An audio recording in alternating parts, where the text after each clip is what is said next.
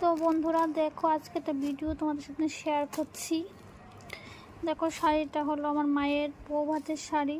তো এখন সব শাড়ি আস্তে আস্তে সব স্মৃতিগুলি সরিয়ে দিচ্ছি।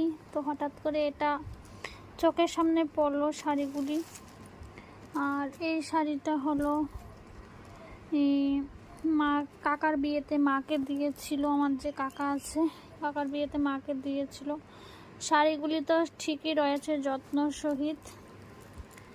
আর